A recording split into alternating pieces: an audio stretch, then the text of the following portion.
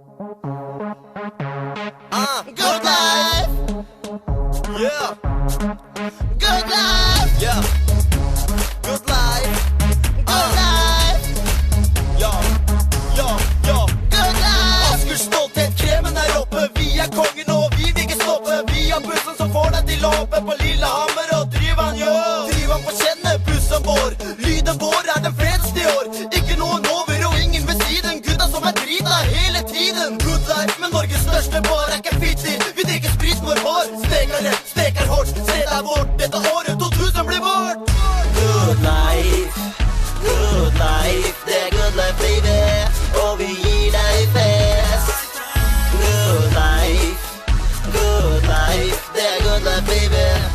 Og vi er best. 28 gutter fra Asker med en good life. 28 gutter fra Asker med en good life. Steker det, steker hårdt.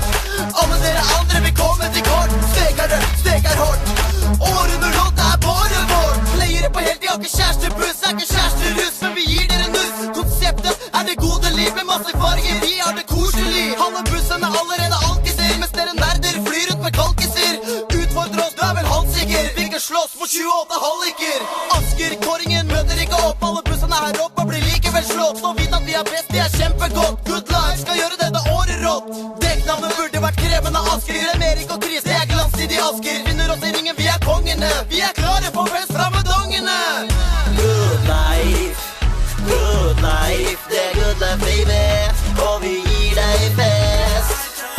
Good life, det er good life, baby.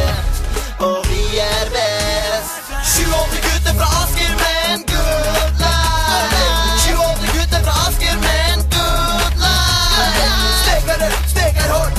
Alle dere andre vil komme til kort. Steker det, steker hårdt. Årene råd er bare vårt. Her snakker vi 28 trendsettere. På nivået vårt lover at du detter ned. Denne konkurransen her blir bare lettere, så bare sett deg ned. Vi er de beste, yeah. Vi er ikke på sjekka, men blir sjekka. Og vi vil ikke ha noe dritt, så du må være topp. Har flere kongler i lua, en hakker bak i skogen. Dra fram kølla og hakker deg med plogen. Da vi fikk dem så bussen helt latterlig ut. Vi rivde ut alt og ferdig med alt dritt ut. Nå er det bussen deres som ser latterlig ut. Og bussen vår er best i Norge, så drit de ut. Det er Asker gutta med lydbussen. Asker gutta gir de døve lyd. Det er Asker gutta som er lydrussen. Det er Asker gutta som er årets russ. Good life, det er good life, baby. Og vi gir deg fest. Good life, det er good life, baby. Og vi er best. 28 gutter fra Asker med